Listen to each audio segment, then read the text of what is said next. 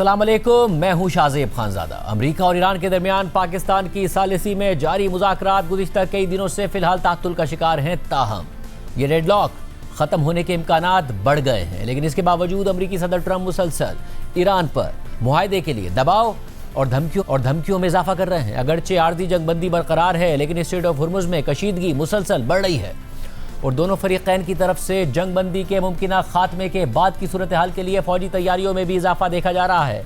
मगर इस पस मंज़र में आज एक अहम और बड़ी पेशरफ सामने आई। ईरानी वज़ीर ख़ारजा अब्बास इराक़ची ने पाकिस्तान के नायब वज़ीर आज़म और वज़ीर ख़ारजा इसहाक़ डार और चीफ ऑफ डिफेंस फोर्सेज और army chief field marshal Asim Munir से अहम रब्ता किया, जिसके बाद अब्बास इराक़ची ने ऐलान किया कि वो मुख्तसर दौरे पर इस्लामाबाद के लिए रवाना हो रहे हैं। इसके बाद ये खबरें सामने आने लगी कि अब्बास इराक़ची पाकिस्तान आएंगे तो फिर अमेरिका का वफ्द भी पाकिस्तान आएगा। अगर वहाँ से बाकिर कालिबाफ नहीं आएंगे तो अमेरिका से जेडी वेंस नहीं आएंगे, मगर किसी न किसी सतह पर दोनों मुमालिक के मुज़ाकरात दोबारा बहाल होने जा रहे हैं। ये बाकायदा तौर पर खबरें सामने आने लगी। मगर इस्लामाबाद रवानगी से पहले अब्बास इराक़ची ने एक्स पर पोस्ट करते हुए ये लिख दिया कि इस्लामाबाद, मस्कत और मॉस्को के बरवक्त दौरे का आगाज़ कर रहा हूँ और मेरे इस दौरे का मकसद हमारे शराकतदारों के साथ दो तरफ़ा उमूर पर करीबी राब्ता कायम करना और इलाकाई पेशरफ्त पर मुशावरत करना है। अब्बास इराक़ची ने मज़ीद लिखा कि हमारे हमसाया मुमालिक हमारी अव्वलीन तरजीह हैं। यानी एक तरफ ये मामला सामने आया कि ये दौरा बायलैटरल है, मगर अब्बास इराक़ची की इस्लामाबाद रवानगी की खबर सामने आने के बाद ये इम्कानात भी रोशन हो गए थे कि इस्लामाबाद में मुज़ाकरात का दूसरा दौर जल्द हो सकता है। किसी न किसी सतह पर अगर सालिश के ज़रिए ही बातचीत होती है, बराह रास्त होती है, तो अमरीकी वफ्द भी पाकिस्तान आ सकता है। मगर फिर इस हवाले से कोई कन्फर्म इतलात नहीं आ रही थी, मगर अब अमरीकी मीडिया रिपोर्ट कर रहा है कि सदर ट्रंप अब्बास इराक़ची से मुज़ाकरात के लिए अपने खुसूसी नुमाइंदे स्टीव विटकॉफ और जेरेड कुशनर को वीकेंड पर पाकिस्तान भेज रहे हैं। इस हवाले से अमरीकी नशरियाती इदारे CNN के मुताबिक ट्रंप इंतजामिया के दो अहदेदारों ने बताया है कि सदर ट्रंप अपने खुसूसी नुमाइंदे स्टीव विटकॉफ और जेरेड कुशनर को वीकेंड पर पाकिस्तान भेज रहे हैं ताकि वो ईरानी वज़ीर ख़ारजा अब्बास इराक़ची के साथ मुज़ाकरात में शिरकत कर सके। अमरीकी हुक्काम के मुताबिक नायब सदर जेडी वेंस फिलहाल शिरकत का इरादा नहीं रखते, क्योंकि ईरान की पार्लियामेंट के स्पीकर मोहम्मद बाकिर कालिबाफ भी मुज़ाकरात में शामिल नहीं हो रहे हैं और वाइट हाउस हुक्काम के नज़दीक मोहम्मद बाकिर कालिबाफ को ईरानी वफ्द का सरबरा और नायब सदर जेडी वेंस का हम मनसब समझा जाता है। और अहम बात यह है कि ईरानी वफ्द भी माजी में इसी बात पर इसरार करता रहा है कि बाकिर कालिबाफ उसी सूरत पाकिस्तान आएंगे और मुज़ाकरात में हिस्सा लेंगे अगर अमेरिका की तरफ से नायब सदर जेडी वेंस आएंगे। ताहम अमरीकी हुक्काम ने मजीद बताया है कि अगर मुज़ाकरात में पेशरफ्त होती है तो नायब सदर जेडी वेंस इस्लामाबाद जाने के लिए तैयार रहेंगे, जबकि उनके अमले के अरकान पाकिस्तान में मौजूद होंगे और मुज़ाकरात में शिरकत करेंगे। CNN की रिपोर्ट सामने आने के बाद बैनुल अक़वामी खबर रसाई इदारे रॉयटर्स ने भी अमरीकी अहदेदारों का हवाला देते हुए कहा है कि सदर ट्रंप जल्द ही स्टीव विटकॉफ और जेरेड कुशनर को पाकिस्तान भेज रहे हैं ताकि वो अब्बास इराक़ची से पाकिस्तान में जाकर बातचीत कर सकें। इस सारी सूरत हाल में ये पेशरफ्त इसलिए भी अहम है क्योंकि ट्रंप की जानिब से जंगबंदी में गैर मुय्यना मुद्दत की तौसी के बावजूद स्ट्रेट ऑफ हुर्मुज़ की सूरत हाल मुसलसल बिगड़ती जा रही है और किसी मुमकिना मिसकैलकुलेशन की सूरत में जंग दोबारा शुरू होने के खदशात बढ़ते जा रहे हैं। दोनों तरफ से बहरी जहाज़ों को कब्जे में लिया जा रहा है और बाकायदा ऑपरेशन करके कब्जे में लिया जा रहा है, जिसकी वजह से यह ख़तरा बढ़ता जा रहा है कि कहीं दोनों के दरमियान फायरिंग का कोई तबादला ना हो जाए, कोई ऐसी मिसकैलकुलेशन ना हो जाए कि दोनों ममालिक दोबारा जंग की तरफ चले जाएँ। और सारी सूरत हाल में जंगबंदी तो बरकरार है, मगर अब भी ये गैर वाज़ेह है कि यह जंगबंदी कब तक जारी रहेगी। हता के इस जंगबंदी को तौसी देने का एकतरफा तौर पर ऐलान करने वाले सदर ट्रंप खुद कोई कमिटमेंट नहीं कर रहे हैं और कह रहे हैं कि उन्हें कोई जल्दी नहीं है और वो किसी दबाव में नहीं है, बल्कि वो सिर्फ पीछे बैठकर देख रहे हैं कि कौन सा मुआहदा हो सकता है। I took the country out militarily in the first 4 weeks.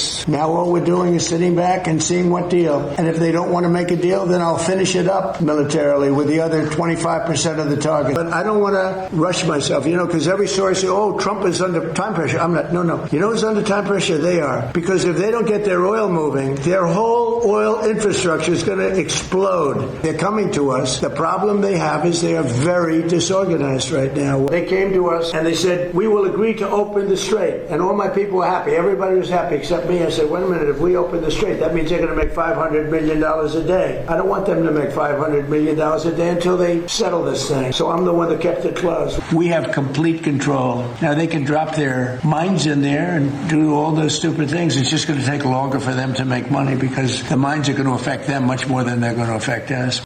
हमारे साथ नुमाइंदा जियो न्यूज़ मौजूद हैं एजाज सैयद। एजाज, बहुत शुक्रिया मुझे में ज्वाइन करने के लिए। आप इस्लामाबाद में हैं, सूरत हाल को करीब से देखने रहे। सूरत हाल फ्लूइड है, बहुत तेज़ी से बदल रही है। आज खबर सामने आई कि अब्बास अराक्ची आएंगे, तो साथ खबर आई कि अमेरिका का डेलीगेशन भी आ सकता है। फिर खबर आई कि नहीं, ये दौरा तो बायलैटरल है, वो दीगर ममालिक भी जाएंगे और अमेरिका के साथ मुज़ाकरात करने के लिए नहीं आ रहे हैं। मगर अब पहले CNN, फिर रॉयटर्स और अब एक्सियोस के नुमाइंदे बराक रवीद भी कह रहे हैं कि उन्हें भी 2 सीनियर ऑफिशियल्स ने बताया है कि जेरड कुशनर और स्टीव विटकॉफ पाकिस्तान आ रहे हैं। तो आपको आपके जराए क्या बता रहे हैं? कोई मुज़ाकरात का माहौल बन रहा है, कहीं ना कहीं बातचीत का माहौल बन रहा है, नहीं बन रहा है? बहुत शुक्रिया शाहजेब, जो इस्लामाबाद में फिजा है, जो यहाँ पर हमारी इस्लामाबाद में मुख्तलिफ लोगों से बात हो रही है, वो तो बताते हैं कि अब्बास अराक्ची का पाकिस्तान आना एक अहम पेशरफ्त है, लेकिन एट द सेम टाइम वो क्लियर कट बताने से गुरेजा हैं कि क्या अमेरिकन यहाँ पर अब्बास अराक्ची से फॉरेन मिनिस्टर ईरान से मुज़ाकरात करेंगे या नहीं करेंगे। ग्राउंड के ऊपर इंतजामात हम देख रहे हैं, वो मौजूद हैं। आज जो मुकामी होटल है एक इस्लामाबाद का, उसमें इंतज़ाम कर दिया गया है अब्बास अराक्ची और उनके वफ्द के अराकीन जो उनके साथ आएंगे। हमें जो बताया जा रहा है कि अब्बास अराक्ची आके पाकिस्तानी हुकाम से मुलाकात करेंगे, पाकिस्तान के प्राइम मिनिस्टर से मुलाकात करेंगे, डिप्टी प्राइम मिनिस्टर और चीफ ऑफ डिफेंस फोर्सेस उनसे मुलाकात करेंगे। अभी तक फॉर्मली कोई शेड्यूल जारी नहीं हुआ, और शेड्यूल आपको पता है जब जारी होता है तो शेड्यूल वजारत खारजा बनाती है और मुतलका हुकाम बनाते हैं और वो सर्कुलेट होता है। अभी तक इस्लामाबाद में बाज़ाब्ता तौर पर अमेरिका और ईरान के मुज़ाकरात का शेड्यूल जारी नहीं हुआ।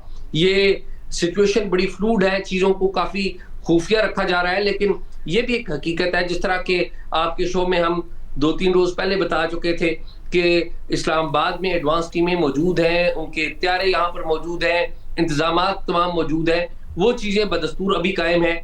और अगर आप अमेरिकन मीडिया का जो रेफरेंस दे रहे हैं, बड़ा राइटली रेफरेंस दे रहे हैं कि वहां पे ये रिपोर्ट हो रहा है कि स्टीव विटकॉफ और जेरड कुशनर आएंगे इस्लामाबाद, लेकिन इसमें एक बुनियादी जुज़्व है कि जो अब्बास अराक्ची हैं ईरान के फॉरेन मिनिस्टर, उन्होंने उनका जो प्रोग्राम है उसके मुताबिक रात 10 बजे उन्होंने पाकिस्तान में आना है और यहाँ पर 3 घंटे गुजारने हैं। ये ईरानी हुकाम, ईरानी ज़राए में बता रहे हैं कि कमोबेश 3 घंटे यहाँ पर वो गुजारेंगे और फिर वो चले जाएंगे, आगे रशिया चले जाएंगे और मस्कत चले जाएंगे।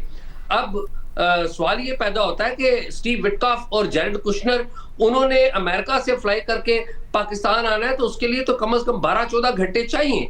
तो क्या 12-14 घंटे ईरान के दिए हुए प्लान के मुताबिक से मुताबिकत रखते हैं? तो अभी तक तो नहीं लग रहा कि मुताबिकत रखते हैं। लगता ये है कि ईरान के जो आला हुकाम है वो एक प्लान के साथ आ रहे हैं।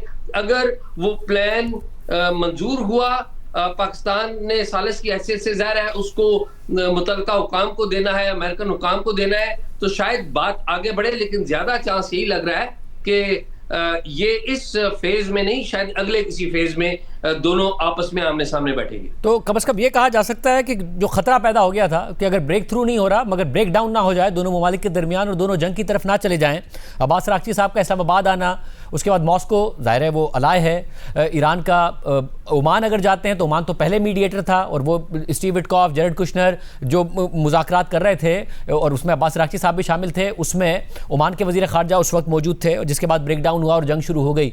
तो कम से कम ये कहा जा सकता है कि ये अगर एक बड़ा ब्रेक थ्रू भी नहीं है तो ब्रेक डाउन से दूरी और फासला जरूर हो रहा है कि दोनों इंगेजमेंट की तरफ जा रहे हैं, कहीं ना कहीं बातचीत की तरफ बढ़ते नजर आ रहे हैं। देखिए शाहजेब, चीजें तो बहुत ज्यादा फ्लूइड हैं।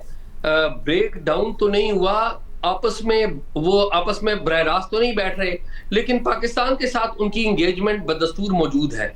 जो रशिया की बात होती है और जो ओमान की बात हो रही है, तो पुराना इनका रशिया, आपने राइट की कहा कि अलाय है, लेकिन जो हमें ईरानी हुकाम या सफारती हुकाम दोनों बता रहे हैं सेपरेटली कि वो ये कहते हैं कि यूरेनियम का जो मामला है वो रशिया से डिस्कस होना है। माजी में भी इस तरह की हो चुका है कि 60% के करीब जो यूरेनियम के हवाले से सुना है कि इस दफा उन्होंने कोई बात करनी है, वो प्लान लेके आए हैं। और ओमान के साथ उनका ट्रस्ट है, पाकिस्तान के साथ अगर किसी और मुल्क के साथ उनका पाकिस्तान के अलावा ट्रस्ट है वो ओमान है। और हमें जो सफारती ज़राए बता रहे हैं कि ओमान के साथ वो स्ट्रेट ऑफ हॉर्मुज के ऊपर कोई डिस्कशन करने जा रहे हैं, तो वो एक बाकायदा प्लान लेके आ रहे हैं, और ये जो 2 मुल्क उन्होंने चुने हैं पाकिस्तान के अलावा, ये वो मुल्क हैं जिनके साथ माजी में उनका एक स्ट्रेटेजिक अलायंस रहा है, एक ताउन रहा है, एक शराकतदारी रही है। और ये बड़ी अहम बात है कि 2015 में जो ओबामा के दौर में न्यूक्लियर डील हुई थी, उसमें भी जो न्यूक्लियर स्टॉक पाइल था ईरान का, वो मॉस्को मुंतकिल किया गया था। ये मुआहदा हुआ था कि रूस में उसको मुंतकिल कर दिया जाए, और ऐसा ही हुआ था। नाउ ये बताइए एजाज सईद साहब के जो पाकिस्तानी ज़राए हैं, माजी में ये ज़रूर हुआ कि जब भी दोनों ममालिक के दरमियान लफ्जी गोलाबारी हो रही थी, तो पाकिस्तानी ज़राए बता रहे थे कि मुज़ाकरात ऑन ट्रैक हैं, और ऐसा हुआ भी, मुज़ाकरात हुए भी। मगर पिछले एक हफ्ते में लगा कि जैसे कहीं ना कहीं अब ये खदशा वहाँ भी पैदा हो गया है कि जी मुज़ाकरात पता नहीं दोबारा होंगे या नहीं होंगे, और ये खदशा पैदा हो गया है कि दोनों ममालिक जंग की तरफ तो नहीं चले जाएंगे। अब कोई उम्मीद है कोशिशों के बाद कि हाँ जी इंगेजमेंट वापस हो सकती है?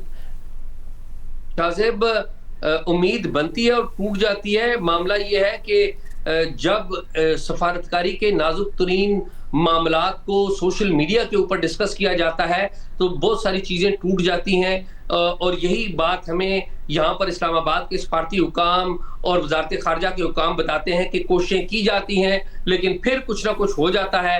स्ट्रेट ऑफ हॉर्मुज का जो ब्लॉकेड है अभी तक नहीं खुला है, कोई ना कोई ट्वीट आ जाता है अमेरिका के प्रेसिडेंट की तरफ से, और फिर उसकी शिकायतें आ जाती हैं तेहरान की तरफ से।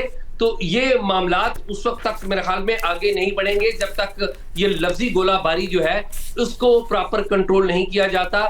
ये एक बहुत बड़ा चैलेंज बन चुकी है सफारतकारी के लिए। पाकिस्तान कोशिशें जरूर कर रहा है। जो जंग के जो बादल हैं वो अभी छटे नहीं, लेकिन आप ये भी नहीं कह सकते कि जंग हो रही है। अलबत्ता ये है कि पाकिस्तान कोशिश कर रहा है कि जंग के बादल मुकम्मल तौर पर छटे और अमन के ऊपर तमाम लोग आए और अमन को यकीनी बनाया जाए। तो अभी तक कोशिशें जारी हैं। आप हतमी तौर पे कुछ भी नहीं कह सकते कि बिल्कुल जंग है, लेकिन आप ये याद रखिए कि जंग का खतरा हर वक्त रहेगा, क्योंकि फोर्सेस ग्राउंड के ऊपर मौजूद हैं, और किसी भी एक तरफ से, बिलखसूस अमेरिका की तरफ से अगर पेशेंस लूज होता है, और आप देख लीजिए कि अमेरिका जो है वो अपनी अमेरिकन प्रेसिडेंट अपनी पॉलिसी वो किसी प्रॉपर तरीका कार के तहत या उनकी जो स्टेट डिपार्टमेंट है उसको साथ लेकर नहीं चल रहे। अब तो बहुत सारी चीजें रिपोर्ट भी हो रही हैं कि अमेरिकन प्रेसिडेंट खुद अपने चंद साथियों के साथ मिलकर एक पॉलिसी बनाते हैं, और स्टेट डिपार्टमेंट को काफी इस वाले से शिकायत भी हैं। खतरा बिल्कुल मौजूद है जंग का, आप इसे नहीं रूल आउट कर सकते, लेकिन अच्छी बात यह है कि अमन के लिए जो दिए हैं वो जल रहे हैं, और कोशिश ये की जा रही है कि अमन के जो दिए हैं उनको एक बड़ी लाइट बनाया जाए, उसे रोशन किया जाए ज्यादा से ज्यादा, कि जो जंग के बादल हैं वो मुकम्मल तौर पर छट जाए। बहुत शुक्रिया एजाज सईद। इस हवाले से अब अमेरिकन मीडिया खुद रिपोर्ट कर रहा है कैसे मामला आगे बढ़ेगा। अगर जेरेड कुशनर स्टीव विटकॉफ आएंगे, किससे बात करेंगे, किससे मुज़ाकरात होंगे, क्या पाकिस्तान दरमियान में पैगाम रसानी करेगा ताकि कॉन्फिडेंस बिल्डिंग हो और फिर दोनों ममालिक बैठें, क्योंकि इस वक्त जो सूरत हाल है उसमें स्ट्रेट ऑफ हॉर्मुज़ पर टेंशन भी बढ़ती जा रही है। इसके साथ साथ अमेरिका अपना मिलिट्री बिल्डअप भी बढ़ा रहा है, उनके मजीद बहरी जहाज भी आ रहे हैं, बहरी बेड़े भी आ रहे हैं। इस सारी सूरत हाल में ट्रंप के इन धमकी आमेज बयानात की वजह से ईरान और अमेरिका दोनों स्ट्रेट ऑफ हॉर्मुज़ के कंट्रोल के लिए अपनी तैयारियों में इजाफा कर रहे हैं। जहां एक तरफ खुद अमेरिकी मीडिया ये रिपोर्ट कर रहा है कि ईरान स्ट्रेट ऑफ हॉर्मुज़ के करीब मजीद नेवल माइंस बिछा रहा है, तो दूसरी तरफ अमेरिका अपनी बहरी नाकाबंदी सख्त कर रहा है, और इस बहरी नाकाबंदी का खात्मा ईरान की जानिब से मुज़ाकरात दोबारा शुरू करने की बुनियादी शर्त है। अमेरिकी न्यूज़ वेबसाइट एक्सियोस ने इस हवाले से लिखा है कि एक अमरीकी ओहदेदार और इस मामले से वाकिफ एक सोर्स के मुताबिक ईरान की पासदारान इनकलाब की नेवी ने इस हफ्ते स्ट्रेट ऑफ हॉर्मुज़ में मजीद नेवल माइंस बिछा दी हैं। और इस नई पेशरफ्त के बारे में ब्रीफिंग मिलने के बाद सदर ट्रंप ने कल सोशल मीडिया पर पोस्ट में कहा कि उन्होंने अमरीकी नेवी को हुक्म दे दिया है कि माइंस बिछाने वाली ईरानी कश्तियों को किसी हिचकिचाहट के बगैर तबाह कर दें। एक्सियोस ने मजीद लिखा है कि यह जंग शुरू होने के बाद दूसरा मौका है कि जब ईरान ने स्ट्रेट ऑफ हॉर्मुज़ में माइंस बिछाई हैं, ताहम ये अब भी वाज़ेह नहीं है कि पहले मरहले में बिछाई गई तमाम माइंस तलाश करके साफ कर दी गई हैं या नहीं। जबकि अमरीकी ज़राए के मुताबिक अमरीकी फ़ौज ने ईरान की माइंस बिछाने की कार्रवाई का सुराग लगा लिया है और उसे करीब से मॉनिटर कर रही है। एक अमरीकी ओहदेदार के मुताबिक अमरीका को मालूम है कि ईरान ने कितनी नई माइंस नस्ब की हैं, लेकिन उस अमरीकी ओहदेदार ने माइंस की तादाद बताने से इनकार कर दिया। ताहम इस हालिया इजाफे से पहले माहिरीन का अंदाज़ा था कि ईरान ने 100 से कम माइंस बिछाई थीं, जंग के आगाज में अमेरिकी हुक्काम का अंदाजा था कि उन्होंने ईरान के 90% से ज्यादा माइंस बिछाने वाले बड़े ईरानी जहाज़ों और माइंस जखीरा करने वाले गोदामों को तबाह कर दिया है, लेकिन उनका ख्याल था कि ईरान की मुसल्लह अफवाज के पास साहिल के साथ अब भी इस तरह के माइंस के ज़खायर मौजूद हैं।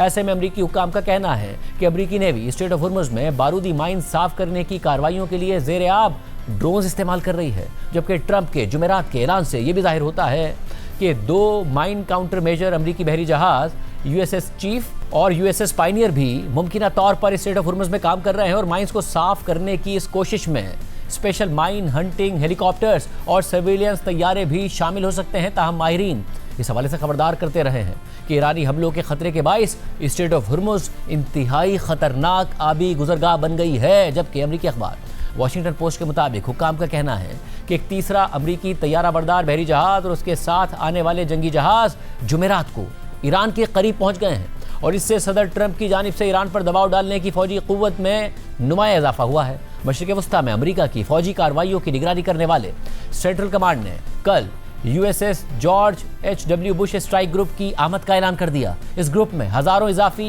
अमरीकी एहलकार और दर्जनों जदीद लड़ाका तैयारे शामिल हैं और इस ग्रुप की खित्ते की तरफ पेशरफ्त को करीब से देखा जा रहा था, क्योंकि ये अमरीका और ईरान के दरमियान सुस्त रवि के शिकार मुज़ाकरात में पेशरफ्त के इशारे के तौर पर अहम समझी जा रही है। वाशिंगटन पोस्ट के मुताबिक अमरीका का तैयारा बरदार बहरी जहाज USS जॉर्ज W. बुश मशरिकी अफ्रीका के साहिल के करीब सफ़र कर रहा है और सेंटकॉम के मुताबिक जुमेरात को इंडियन ओशन में मौजूद था, जबकि बॉक्सर एम्फीबियस रेडी ग्रुप और उसके साथ मौजूद मरीन कोर टास्क फोर्स के साथ 4000 से ज़ायद अमरीकी फौजी भी आने वाले हफ्तों में मशरिक़ वस्ता पहुंचने की तवक्को रखते हैं। ये फौरी तौर पर वाज़ेह नहीं है कि USS जॉर्ज H.W. बुश को क्या मिशन दिया जा सकता है। अमरीकी सदर ट्रंप का कहना है कि वो कोई जल्दबाजी नहीं करना चाहते हैं और पीछे बैठकर ईरान के साथ किसी मुआहदे का इंतजार कर रहे हैं, जबकि आज अमरीका के वज़ीर जंग पीट हेगसेट ने ईरान के नेवल ब्लॉकेड से मुतालिक प्रेस कॉन्फ्रेंस करते हुए कहा है कि ईरान के पास एक अच्छा मुआहदा करने का मौका है। In this new phase, as Iran has an important choice, a chance to make a deal, a good deal. As part of that effort, the United States has imposed an ironclad blockade that grows more powerful by the day. Not only is the blockade growing, in fact, a second aircraft carrier will join the blockade in just a few days, but this growing blockade is also gone global. The blockade is tightening by the hour. We are in control, nothing in, nothing out. A blockade as long as it takes, whatever President Trump decides. नाजरीन, दूसरी तरफ ये सवाल मुसलसल उठ रहा है कि ईरान के सुप्रीम लीडर आयतुल्लाह अली खामनाई की शहादत के बाद निज़ाम हुकूमत खास तौर पर अहम फैसले कैसे किए जा रहे हैं, हतमी राय किसकी होती है और उस पर अमल दरामद कैसे होता है। इस हवाले से सदर ट्रंप मुसलसल ये इंदिया दे रहे हैं कि ईरान में बहुत ज़्यादा तकसीम है, इसलिए फैसले नहीं हो पा रहे हैं, और दूसरी तरफ से ईरान इस बात को मुस्तरद कर रहा है। ईरान के सदर से लेकर ईरान की पार्लियामेंट के स्पीकर तक सब ने कल इस बात को मुस्तरद किया और कहा कि हम सब एक हैं।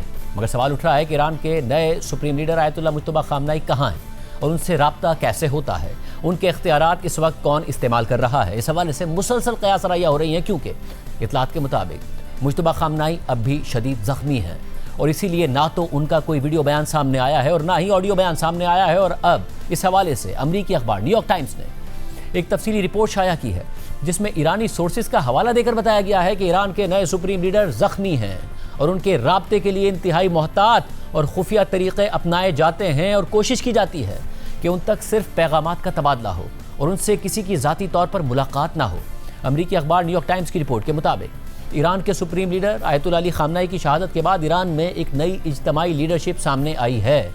जब आयतुल्लाह अली खामनाई जिंदा थे तो वो जंग, अमन और अमरीका के साथ मुज़ाकरात से मुताल्लिक तमाम फैसलों पर मुकम्मल इख्तियार रखते थे, मगर अब उनके बेटे और जानशीन मुज्तबा खामनाई का किरदार ऐसा नहीं है। वो एक पुरस्कार शख्सियत हैं। उन्हें मार्च में सुप्रीम लीडर मुंतखब करने के बाद से किसी ने नहीं देखा है और ना ही किसी ने उनकी आवाज़ सुनी है। इसलिए उनके बजाय पासदारान इनकलाब के जंगी तजर्बा रखने वाले कमांडर्स और उनके करीबी अफराद पर मुश्तमिल एक गिरोह सलामती, जंग और सिफारतकारी से मुतालिक अहम फैसले कर रहा है। ईरानी सियासतदान और साबिक ईरानी सदर महमूद अहमदीनेजाद के मुशीर अब्दुल रज़ा दावरी ने न्यूयॉर्क टाइम्स को बताया कि मुज्तबा खामनाई मुल्क को इस तरह चला रहे हैं कि जैसे वो बोर्ड के डायरेक्टर हों। वो बोर्ड के अराकीन के मशवरों और रहनुमाई पर बहुत ज़्यादा इन्हिसार करते हैं, इज्तमाई तौर पर तमाम फैसले करते हैं और पासदारान इनकलाब के कमांडर्स ही इस बोर्ड के अराकीन हैं। न्यूयॉर्क टाइम्स में इस रिपोर्ट की तैयारी के लिए 6 6 सीनियर ईरानी ओहदेदारों, 2 साबिक ओहदेदारों, पासदारान इंकलाब के 2 अरकान, निज़ाम के अंदरूनी मामला से वाकिफ़ एक सीनियर आलिम दीन और 3 ऐसे अफराद के इंटरव्यूज़ किए हैं जो मुश्तबा खामनाई को अच्छी तरह जानते हैं। इसके अलावा पासदारान इंकलाब और हुकूमत से ताल्लुक़ रखने वाले मज़ीद 9 अफराद ने भी ईरानी कमांड स्ट्रक्चर की वजाहत की है और इन तमाम अफराद ने शनाख्त ज़ाहिर न करने की शर्त पर बात की है। रिपोर्ट के मुताबिक मुश्तबा खामनाई ईरान पर पहले हमले में ज़ख्मी हो गए थे। उनके वालिद, उनकी अहलिया और उनका बेटा शहीद हो चुके हैं, इसलिए अब उन तक रसाई इंतहाई मुश्किल और महदूद है। मुश्तबा खामनाई के आसपास डॉक्टर्स और तिब्बी अमले की एक टीम रहती है जो उनके ज़ख्मों का इलाज कर रही है। पासदारान इंकलाब के सीनियर कमांडर्स और आला हुकूमती ओहदेदार भी उनसे मुलाकात नहीं करते क्योंकि उन्हें खदशा है कि इसराइल उनके ज़रिए नए सुप्रीम लीडर का सुराग लगाकर उन्हें कत्ल कर सकता है।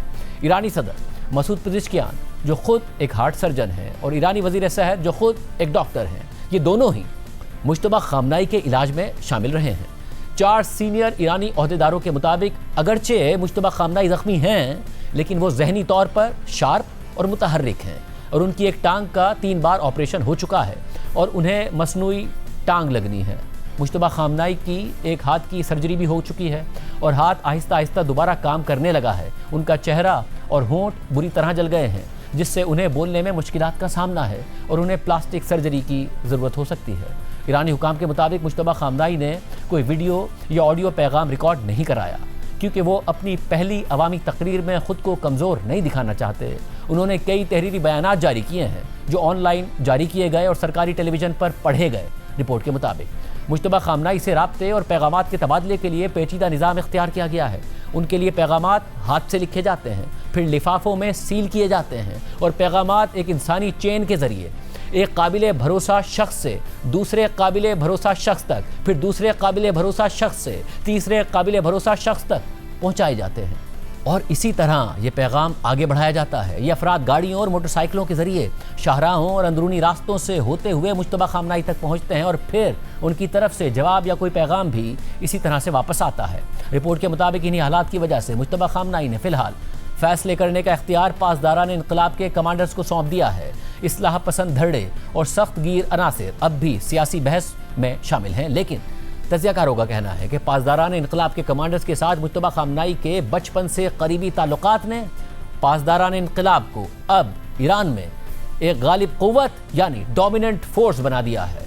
रिपोर्ट के मुताबिक ईरानी पार्लियामेंट के स्पीकर मोहम्मद बाक़िर कालिबाफ जो पासदारान इंकलाब के साबिक जनरल हैं और उन्होंने पाकिस्तान में अमेरिका के साथ मुज़ाकरात में ईरानी वफ़द की सरबराही की थी, उन्होंने हफ्ते के दिन टेलीविज़न पर अपने खिताब में कहा कि जौहरी मुआहदे और अमन मंसूबे से मुताल्लिक़ अमरीकी तजवीज़ और ईरान के जवाब को मुश्तबा खामनाई के साथ शेयर किया गया है और उनकी राय को मद्देनज़र रखा जा रहा है। रिपोर्ट के मुताबिक 1979 में पासदारान इंकलाब के क़याम के बाद से उनका ईरानी निज़ाम में असर रसूख रहा है और ये फोर्स ईरानी निज़ाम में बहुत ताकतवर रही है, लेकिन आयतुल्लाह अली खामनाई के दौर में पासदारान इंकलाब ज़्यादातर उनकी मर्ज़ी के तहत चलती थी, मगर इस जंग के पहले ही दिन आयतुल्लाह अली खामनाई की शहादत ने एक खला पैदा कर दिया।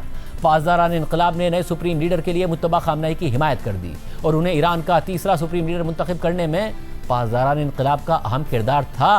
फिर पासदारान इंकलाब के पास ताकत के कई ज़राए हैं। पासदारान इंकलाब के कमांडर इन चीफ इस वक्त ब्रिगेडियर जनरल अहमद वहीदी हैं। ईरान की सुप्रीम नेशनल सिक्योरिटी काउंसिल के नए सरबराह जनरल मोहम्मद बाक़िर ज़ुल्क़दर भी पासदारान इंकलाब के साबिक सख्त गिर कमांडर रह चुके हैं। साथ ही जनरल याह्या रहीम सफ़वी एक कमांडर हैं जो आयतुल्लाह अली खामनाई के फौजी मुशीर भी रह चुके हैं। रिपोर्ट के मुताबिक ईरानी ओहदेदार जिनका न्यूयॉर्क टाइम्स ने इंटरव्यू लिया, उनका कहना है कि पासदारान इंकलाब के कमांडर्स अमेरिका और इसराइल के साथ जंग को ईरानी निज़ाम की बका की जंग के तौर पर देखते हैं और 5 हफ्ते की जंग के बाद उन्हें यह एतमाद है कि वो इस खतरे पर काबू पा चुके हैं। जंग के दौरान हर मरहले पर पासदारान इंकलाब के कमांडर्स हिकमत अमली और वसाइल के इस्तेमाल समेत दीगर फैसलों को लीड करते रहे हैं। उन्होंने स्टेट ऑफ हुर्मुज़ को बंद करके आलमी मईशत को मुतासर कर दिया और जंग में हासिल होने वाली कामयाबियों को अंदरून मुल्क सियासी मुखालिफिन को कमज़ोर करने के लिए इस्तेमाल किया। मुंतखब सदर मसूद पेज़ेश्कियान को साइड लाइन कर दिया गया और उनसे कहा गया कि वो सिर्फ डोमेस्टिक अफेयर्स पर तवज्जो दें, जैसा कि खुराक और फ्यूल की बिला रुकावट फराहमी और मुल्क को ठीक तरीके से चलाना। इसके अलावा वज़ीर ख़ारिजा अब्बास इराक़ची जो जंग से पहले अमेरिका के साथ मुज़ाकरात की क़यादत कर रहे थे, अब उनके किरदार को कम कर दिया गया है और पार्लियामेंट के स्पीकर बाक़िर कालिबाफ मुज़ाकराती वफ़द की क़यादत कर रहे हैं। ईरानी हुकाम के मुताबिक नए सुप्रीम लीडर मुश्तबा खामनाई पासदारान इंकलाब के कमांडर्स की शायद ही मुखालफत करते हैं।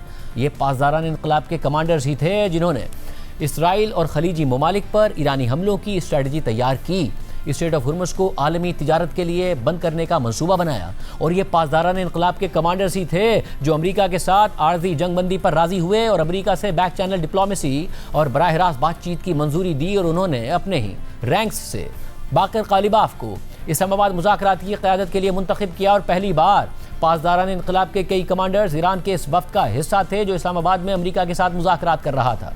रिपोर्ट के मुताबिक नए सुप्रीम लीडर मुश्तबा खामनाई जब 17 बरस के थे तो उन्होंने इराक जंग में लड़ने के लिए रज़ाकाराना तौर पर हिस्सा लिया था। उन्हें पासदारान इनकलाब के हबीब बटालियन में तैनात किया गया था। जैसे जैसे वक्त गुजरा इस बटालियन के कई अरकान बाअसर फौजी और इंटेलिजेंस ओहदों तक पहुँच गए। मुश्तबा खामनाई के हबीब बटालियन के दौर के करीबी दोस्तों में पासदारान इनकलाब के साबिक इंटेलिजेंस चीफ हुसैन ताइब और जनरल मोहसिन रज़ाई शामिल हैं। मोहसिन रज़ाई को रिटायरमेंट के बाद अब दोबारा बुला लिया गया है। इसके अलावा ईरानी पार्लियामेंट के स्पीकर बाकर कालिबाफ भी मुश्तबा खामनाई के पुराने दोस्त हैं। मुश्तबा खामनाई, हुसैन ताइब और बाकर कालिबाफ सालों तक हफ्ते में एक दफ़ा आयतुल्लाह अली खामनाई के कंपाउंड में लंच पर मिलते रहे हैं। इन तीनों अफराद को ट्रायंगल ऑफ पावर कहा जाता है। 2009 के सदारती इंतखाबात से मुताल्लिक मोतदिल रहनुमा मेहदी करोबी ने इल्ज़ाम लगाया था कि इन तीनों अफराद ने सदारती इंतखाबात में मुदाखलत की थी और नताइज को महमूद अहमदी निजात के हक़ में तब्दील करवा दिया था। ये ज़ाती ताल्लुकात अब मुश्तबा खामनाई और पासदारान इनकलाब के कमांडर्स के दरमियान ताल्लुकात में अहम किरदार अदा कर रहे हैं। रिपोर्ट के मुताबिक मंगल को जब ईरानी और अमरीकी मुज़ाकराती वफूद इस्लामाबाद जाने की तैयारी कर रहे थे तो पासदारान इनकलाब के कमांडर्स ने ईरानी वफ्द की रवानगी रोक दी। ईरानी ओहदेदारों और पासदारान इनकलाब के 2 अरकान के मुताबिक commander in chief general Ahmad Vahidi और दीगर कमांडर्स ने कहा कि स्ट्रेट ऑफ हुर्मुज़ की नाकाबंदी ये जाहिर करती है कि अमरीकी सदर ट्रंप की मुज़ाकरात में दिलचस्पी नहीं है। वो ईरान पर सरेंडर के लिए दबाव बढ़ाना चाहते हैं, इसलिए मुज़ाकरात का कोई फ़ायदा नहीं होगा। ईरानी सदर मसूद पेज़ेश्कियान और वज़ीर ख़ारिजा अब्बास इराक़ची ने इस राय से इख्तिलाफ़ किया।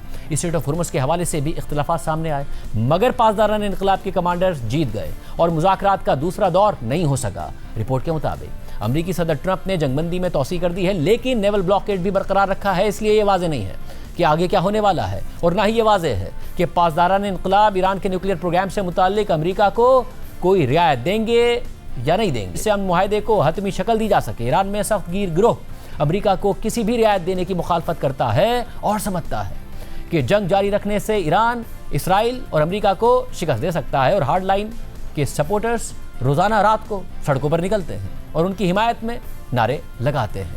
प्रोग्राम में एक ब्रेक शामिल करते हैं। अब तक ये खबरें तो सामने आती ही रही थी कि ईरान में इसराइली जासूस पकड़े जा रहे हैं, मगर अब इसराइल ने ईरानी जासूस पकड़े हैं, मगर वो दोनों इसराइली फ़ौजी हैं। क्या होता रहा सामने रखेंगे एक ब्रेक के बाद। एक तरफ ईरान के वज़ीर ख़ारिजा अब्बास इराक़ची पाकिस्तान आ रहे हैं। अब से कुछ देर पहले अमरीकी मीडिया ने ये रिपोर्ट किया था, CNN ने रिपोर्ट किया था, रॉयटर्स ने रिपोर्ट किया था कि स्टीव विटकॉफ और जेरेड कुशनर पाकिस्तान आ सकते हैं। और अब इस बात की तस्दीक हो गई है और तस्दीक किसी और ने नहीं, व्हाइट हाउस की तर्जुमान कैरोलाइन लेविट ने की है। उन्होंने कहा है कि स्टीव विटकॉफ और जेरेड कुशनर हफ्ते की सुबह मुज़ाकरात के लिए ईरान से पाकिस्तान रवाना होंगे। ईरान ने खुद राब्ता किया और मुलाकात की दरख्वास्त की। जेडी वेंस अमेरिका में मौजूद रहकर सूरत हाल पर नज़र रखेंगे, यानी खबर की कन्फर्मेशन हो गई कि जेडी वेंस नहीं आ रहे हैं, बाकी स्टीव विटकॉफ और कुशनर आ रहे हैं। उन्होंने ये भी कहा कि ज़रूरत पड़ने पर सबको पाकिस्तान रवानगी के लिए स्टैंड बाय रखा जाएगा। देखिए कि अमरीकी चैनल को इंटरव्यू में तर्जुमान व्हाइट हाउस कैरोलाइन लेविट ने क्या कहा है। I can confirm Special Envoy Witkoff and Jared Kushner will be off to Pakistan again tomorrow morning to engage in talks, direct talks intermediated by the Pakistanis, who have been incredible friends and mediators throughout this entire process, with representatives from the Iranian delegation. Look, the Iranians reached out, as the president called on them to do, and asked for this in-person conversation. So the president is dispatching Steve and Jared to go hear what they have to say, and we're hopeful that it will be a productive conversation and hopefully move the ball forward towards a deal. I mean, look, President Trump has made his red lines throughout this entire process very clear. He was flexible in extending the ceasefire, and so Steve and Jared will be off to hear what they have to say. ये बड़ी अहम बात है कि Caroline Levitt इस बात को confirm कर रही हैं और साथ में ये भी कह रही हैं कि इन पर्सन मीटिंग के लिए कहा गया और इन पर्सन मीटिंग के लिए आ रहे हैं। तो अब देखना होगा कि ईरान की तरफ से इस मीटिंग के लिए कौन आता है। ये बात तो वाज़ेह है, ईरान बार बार वाज़ेह कर चुका है कि अगर अमेरिका से जेडी वेंस नहीं आएंगे, उनके नायब सदर नहीं आएंगे, तो ईरान से बाकर कालिबाफ नहीं आएंगे। मगर अगर स्टीव विटकॉफ और जेरेड कुशनर आ रहे हैं तो क्या ईरान के वजीर खारजा अब्बास अरागची साहब पाकिस्तान में रुकेंगे, उनसे फेस टू फेस मुलाकात करेंगे, या ये मुलाकात कैसे होगी, बात आगे कैसे बढ़ेगी, क्योंकि ये दोनों वही शख्सियात हैं जिनसे 28 फरवरी के ईरान पर अमेरिका और इसराइल के हमले से पहले भी मुज़ाकरात हो रहे थे और मुज़ाकरात की सालिसी ओमान कर रहा था, मगर फिर हमला कर दिया गया और ईरान की तरफ से खबरें आती रही हैं कि इन दोनों अफराद पर कॉन्फिडेंस का इजहार नहीं किया गया है, शक का इजहार किया जाता रहा है। और ईरान ने ही कहा था कि जेडी वेंस आए, क्योंकि जेडी वेंस का जो मौक़िफ़ है वो ईरान जंग के खिलाफ बताया जाता है, वो जंग के मुखालिफ थे। अब अगर जेडी वेंस नहीं आ रहे हैं, ये दोनों शख्सियात आ रही हैं, तो देखना होगा कि ईरान से कौन आएगा और मुज़ाकरात होंगे। अहम डेवलपमेंट हुई है। प्रोग्राम में आगे बढ़ते हैं। एक तरफ ईरान में जासूसों और हुकूमत के मुखालफिन के खिलाफ कार्रवाइयाँ हो रही हैं और ये खबरें तो सामने आती रहती हैं कि ईरान में इसराइली जासूसों को गिरफ्तार किया जा रहा है, मगर अब दूसरी तरफ इसराइल में ईरान के लिए जासूसी के इल्ज़ाम में इसराइली एयरफोर्स के 2 एहलकारों की गिरफ्तारी हुई है और अब उन पर फ़र्द जुर्म भी आयद कर दी गई है। फ़र्द जुर्म की तफसीलात टाइम्स ऑफ इसराइल और यरूशलेम पोस्ट की रिपोर्ट के मुताबिक ये दोनों एहलकार इसराइली एयरफोर्स में बतौर टेक्नीशियन काम कर रहे थे और इसराइल के टेल नॉफ एयरबेस में F-15 तैयारों की देखभाल करते थे। इन दोनों एहलकारों पर इल्ज़ाम है कि इन्होंने ईरान को F-15 तैयारे के इंजन के डायग्राम की दस्तावेज़ात और ऐसी तस्वीर शेयर की जिनमें फ़्लाइट इंस्ट्रक्टर का चेहरा नज़र आ रहा है। इसके अलावा बेस में तैनात 8 दीगर एहलकारों पर भी शक का इजहार किया जा रहा है कि उन्हें इन दोनों गिरफ्तार एहलकारों की सरगर्मियों का इल्म था, मगर फिर भी उन्होंने हुकाम को रिपोर्ट नहीं किया। इसराइली आर्मी के रेडियो ने बताया है कि तकरीबन 1 साल पहले इन दोनों गिरफ्तार एहलकारों का ईरानी हैंडलर्स से रब्ता शुरू हुआ, तो ईरानी हैंडलर्स ने एक एहलकार से पूछा कि आपको माहाना कितनी तनख्वाह चाहिए, तो इसराइली एहलकार ने जवाब दिया कि $1300। फ़र्द जुर्म के मुताबिक दोनों एहलकारों ने कई माह अपने ईरानी हैंडलर्स से रब्ता जारी रखा और उनकी हिदायत पर मुख्तलिफ काम अंजाम दिए और इसके बदले पैसे लिए। एक एहलकार ने ईरानी हैंडलर को अपनी फ़ौजी तरबियत से मुताल्लिक मवाद भेजा जो फ़ाइटर तैयारों से मुताल्लिक था, साथ ही एक मिलिट्री बेस के अंदर की फैसिलिटीज़ और इलाके की दस्तावेज़ात भी फराहम की। ईरानी हैंडलर टेक्नीशियन की तरबियत से मुताल्लिक दस्तावेज़ात से मुतमईन नहीं था। इसके बाद इसराइली एहलकार ने हैंडलर को फ़ौजी अड्डे के कंट्रोल टावर की तस्वीर भेज दी जिनके पस मंज़र में रनवेज और ड्रोन्स नज़र आ रहे थे रिपोर्ट के मुताबिक, मगर फिर इन तस्वीर का इसराइली एहलकार को ईरानी हैंडलर से मुआवजा नहीं मिला। इसी तरह एक एहलकार ने यह साबित करने के लिए कि वो इसराइली एयरबेस में काम करता है, उसने अपने ईरानी हैंडलर को फाइटर जेट की तस्वीर भेज दी, मगर इस इसराइली एहलकार को भी इस काम का मुआवजा नहीं मिला। इसराइली आर्मी रेडियो के मुताबिक ईरानी हैंडलर ने एक इसराइली एहलकार से कहा कि वो Israeli air chief major general Tomer Bar को कत्ल कर दे। इस पर इसराइली एहलकार ने जवाब दिया कि वो कोशिश करेगा। दोनों एहलकारों को मुबैना तौर पर ईरानी एजेंट्स की तरफ से ये जिम्मेदारी दी गई थी कि वो इन गलियों की मालूमात इकट्ठी करें और तस्वीर लें जहाँ इसराइली वज़ीर आज़म नेतन्याहू, साबिक वज़ीर आज़म नेफ्टली बेनेट, इसराइल की कौमी सलामती के वज़ीर बिन गुवेर, साबिक chief of staff lieutenant general Herzi Halevi और वज़ीर ख़जाना बेज़लेल स्मोट्रिच रहते हैं। रिपोर्ट के मुताबिक इन इसराइली एहलकारों से ईरानी हैंडलर्स ने यह भी कहा कि वो तल अबीब में इस मखसूस इलाके की तस्वीर और मालूमात फराहम करें जहां इसराइल के सीनियर पायलट समेत आयरन डोम की बैटरीज और दीगर एयर डिफेंस सिस्टम्स पर काम करने वाले एहलकार रहते हैं। ये दोनों इसराइली एहलकार गुज़िश्ता साल जून की जंग से पहले भी ईरानी हैंडलर्स से राब्ते में थे। रिपोर्ट के मुताबिक एक मौके पर ईरानी हैंडलर ने इसराइली एहलकार से कहा कि वो एक शूटिंग अटैक करे, मगर इसराइली एहलकार ने ये काम करने से इनकार कर दिया, तो ईरानी हैंडलर ने उससे राब्ता ही मुनक़ता कर दिया। मगर इसके बावजूद भी इसराइली एहलकार ईरानी हैंडलर से राब्ता करने की कोशिशें करता रहा और उसे कई पैगामात भेजे जिनका कोई जवाब नहीं मिला। रिपोर्ट के मुताबिक इसराइली एहलकार ने दूसरे ईरानी हैंडलर से भी राब्ता करने की कोशिश की, मगर वो कामयाब नहीं हो सका। नाज़रीन, इस जंग में ईरान ने अमरीकी एयरफोर्स का एक F-15 तैयारा मार गिराया था और उसमें सवार दोनों अमरीकी एहलकार इजेक्ट करके ईरान में उतरे थे और उनमें से एक एहलकार को तो फौरी तौर पर अमेरिका ने बचा लिया था, जबकि इस तैयारे में सवार दूसरे अमरीकी अफसर को बचाने के लिए अमेरिका को खतरनाक रेस्क्यू ऑपरेशन करना पड़ा था। और दिलचस्प बात यह है कि गुज़िश्ता रोज़ जब यह खबर सामने आई कि इसराइल ने अपनी एयरफोर्स के 2 एहलकारों को ईरान के लिए जासूसी करने के इल्ज़ाम में चार्जशीट कर दिया है, तो ईरानी न्यूज़ एजेंसी तस्नीम ने इसराइल में मुबैना ईरानी जासूस के खिलाफ मुकदमे की खबर को पोस्ट किया, F-15 तैयारे की मालूमात फराहम करने को हाईलाइट किया और साथ ही अपनी 22 मार्च की पोस्ट को रिपोस्ट कर दिया कि जिसमें अमरीकी F-15 तैयारा गिराने का ऐलान किया गया था। दूसरी तरफ खुद ईरान में इसराइली जासूसी के नेटवर्क्स और एजेंट्स सालों से ईरानी हुकूमत के लिए संगीन खतरा बने हुए हैं। ईरान जंग से पहले और उसके बाद भी बार बार सवाल उठा कि इसराइली इंटेलिजेंस ईरान के अंदर सरायत कर चुकी है, इसीलिए आयतुल्लाह अली खामनाई समेत दीगर अहम शख्सियात को निशाना बनाया गया। और ये सूरत हाल गुज़िश्ता साल जून में भी नजर आई जब प्रिसिशन स्ट्राइक्स में ईरान के जर्नलों और साइंसदानों को निशाना बनाया गया। यहाँ तक कि उससे पहले हमास के सरबराह इस्माइल हनिया को ईरान में उस वक्त निशाना बनाया गया कि जब वो ईरानी सदर मसूद पेज़ेश्कियान की तकरीब हल्फ बर्दारी में शिरकत के लिए ईरान आए थे।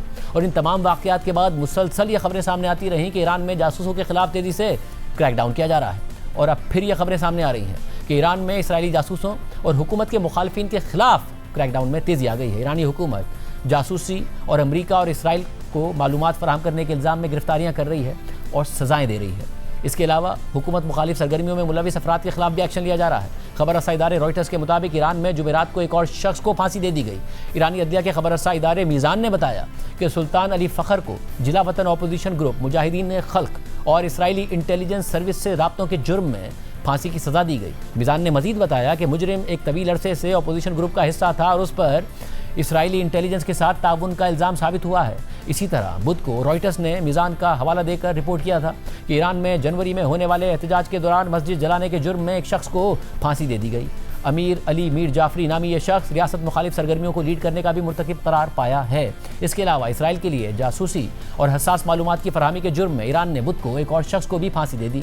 मेहदी फरीद नामी ये शख्स एक हसास इदारे के सिविल डिफेंस यूनिट में अहदेदार था और उसने मालूमात जमा करने और इसे इसराइली खुफिया एजेंसी मोसाद तक पहुंचाने के लिए अपनी रसाई और इख्तियारात का इस्तेमाल किया था। इसके अलावा फ्रांस 24 की खबर के मुताबिक ईरान में 19 मार्च से अब तक हुकूमत मुखालिफ ग्रुप के 8 अफराद को भी फांसियां दी जा चुकी हैं। इससे पहले अल जज़ीरा ने रिपोर्ट किया था कि पाबंदियों के बावजूद स्टारलिंक की टेक्नोलॉजी इंपोर्ट करने के इल्ज़ाम में ईरान ने 2 गैर मुल्कियों समेत 4 अफराद को गिरफ्तार कर लिया है। और इसी तरह 19 अप्रैल को यह खबर सामने आई थी कि ईरान की इंटेलिजेंस एजेंसी ने बताया है कि उन्होंने ईरान के किरमान शहर में अमेरिका और इसराइल के जासूसी और सबूताज नेटवर्क्स को ख़त्म कर दिया है और दर्जनों अफराद को गिरफ्तार कर लिया है। जबकि नॉर्वे में कायम ईरानी ह्यूमन राइट्स की तंजीम के मुताबिक 8 अप्रैल होने के बाद से ईरान में अब तक 767 अफराद को गिरफ्तार किया जा चुका है। जबकि जंग शुरू होने के बाद से अब तक मजमूई तौर पर 3646 अफराद की गिरफ्तारियां हो चुकी हैं। प्रोग्राम में ब्रेक शामिल करते हैं और हम खबर आपके सामने रखें।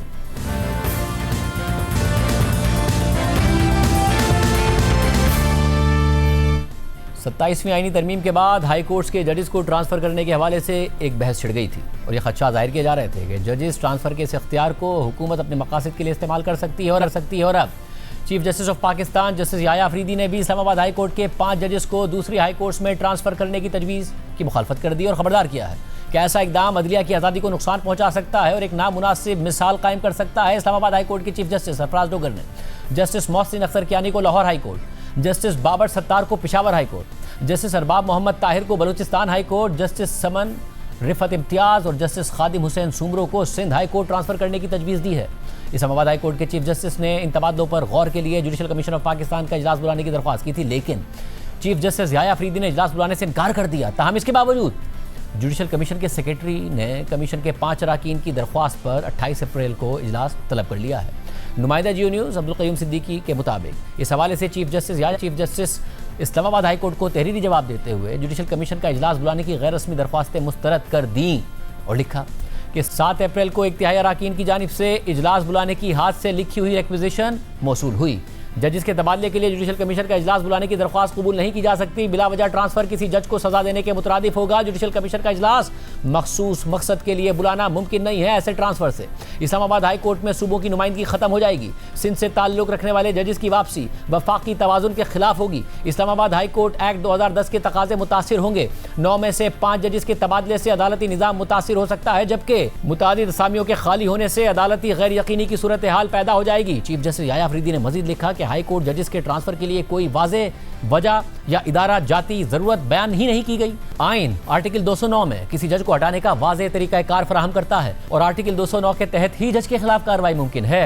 इस तरह जजेस के इंतजामी तबादले करना आइन के मुनाफी होगा। ऐसा करने से अदलिया की आज़ादी और खुद मुख्तारी मुतासिर हो सकती है। जजेस को ट्रांसफर के काबिल एक इंतजामी अफसर समझना खतरनाक रुझान होगा। ऐसे तबादले अदालती निज़ाम की साख को नुकसान पहुंचा सकते हैं। चीफ जस्टिस ने लिखा है कि सेक्रेटरी जुडिशल कमीशन इजलास बुलाने के मजाज हैं और 1/3 अरकान की रिक्विजिशन पर आर्टिकल 175 के तहत इजलास तलब कर सकते हैं, लेकिन तबादले के लिए इजलास बुलाने की वजूहात कमीशन के तमाम अरकान को भिजवाई जाएं। इस हवाले से सहाफ़ी हसनात मलिक ने अपनी खबर में लिखा है कि जुडिशल कमीशन के अरकान इन तजावीज़ पर मुनक़सिम हैं और ये इम्कान कम है कि 5 नामों की मंजूरी दी जाएगी। एक रुकन के मुताबिक 3 जजेस के तबादले का इम्कान ज़्यादा है। हुकूमत और कानूनी बरादरी के अंदर एक मजबूत हल्का जस्टिस खादिम हुसैन सुमरो और जस्टिस अरबाब ताहिर के तबादले की मुखालफत कर रहा है। ताहम जस्टिस मोहसिन अख्तर कियानी और जस्टिस बाबर सत्तार के तबादलों की मुखालफत निस्बतन कम है, जबकि जस्टिस समन रिफत इम्तियाज़ को भी सिंध हाई कोर्ट ट्रांसफ़र किए जाने का इम्कान है। ये तीनों जजेस वो हैं जिन्होंने एक खत पर दस्तखत किए थे जो सुप्रीम जुडिशल काउंसिल को लिखा गया था और इसमें अदालती उमूर में इदारों की मुबैना मुदाखलत के बारे में रहनुमाई तलब की गई थी। ताहम जस्टिस सरदार एजाज इसाक का नाम ट्रांसफ़र के लिए शामिल नहीं है। इस हवाले से गुज़िश्ता साल 10 नवंबर को हमने वफाकी वज़ीर क़ानून आज़म नज़ीर तारड़ से सवालात के दौरान यही खदशात उठाए थे और जजेस के ट्रांसफ़र में उनकी रजामंदी शामिल न करने का सवाल भी उठाया था, जिसके जवाब में वफाकी वज़ीर क़ानून ने क्या कहा, देखिए।